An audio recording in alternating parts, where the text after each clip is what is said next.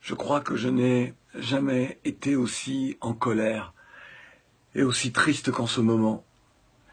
Moi, le descendant d'esclaves, dont les ancêtres furent déportés d'Africa pour être des bêtes de somme dans le Nouveau Monde, je découvre qu'en ce début de XXIe siècle, en cette fin d'année 2017, je découvre qu'en Libye, ce que nous redoutions, après les accords passés entre les uns et les autres, qu'en Libye, on est en train de vendre des Africains.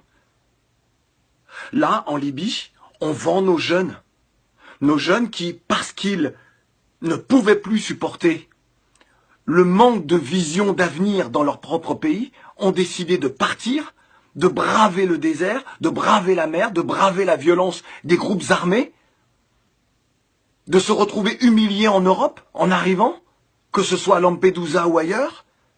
Là, aujourd'hui, avec les accords passés entre la Libye et l'Union européenne, la France et d'autres pays, avec les États africains qui ferment les yeux, qui ne font rien, mais alors rien, pour aider cette jeunesse. Dire que nos jeunes ne peuvent plus partir. Ils font un sommet extraordinaire, il faut réfléchir.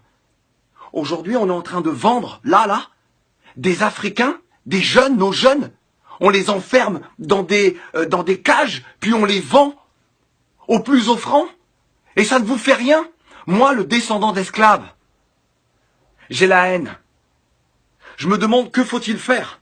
Après cela, il faut que l'on nous dise qu'il faut aimer ce monde, il faut respecter les institutions telles qu'elles soient. Alors que moi, je vais rester là, à ne rien dire, à ne rien faire, alors que, là encore, ce soir, un reportage de France Info nous montre ces jeunes que l'on vend. Et personne ne dit rien.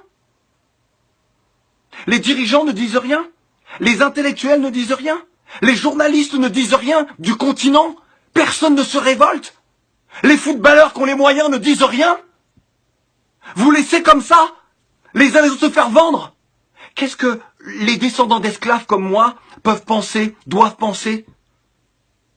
C'est donc ce qui s'est passé avec nos ancêtres il y a plusieurs siècles.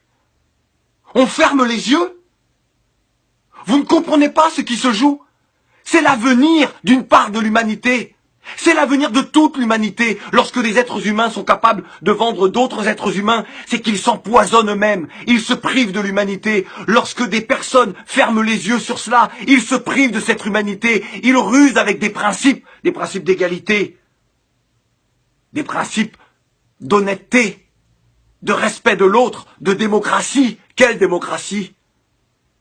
Et celles et ceux qui subissent ça ne sont donc plus des êtres humains? C'est ça que vous acceptez aujourd'hui? Vous voulez quoi? Jusqu'où devons-nous aller pour nous faire entendre? Et là, je m'adresse aux dirigeants africains. Levez-vous, faites quelque chose. Vous voulez quoi? Que je vous supplie? Vous voulez quoi? Que nous entamions des grèves de la faim? Pour que vous réagissiez? Jusqu'à quand allez-vous profiter de l'argent, de la manne, que ce soit du pétrole ou d'autres matières premières de nos pays? Être dans les Panama Papers, dans les Paradise Papers, avoir des comptes partout, avoir des villas partout, et ne rien faire pour cette jeunesse? Combien de temps encore? Nous, on est prêts. On est prêts.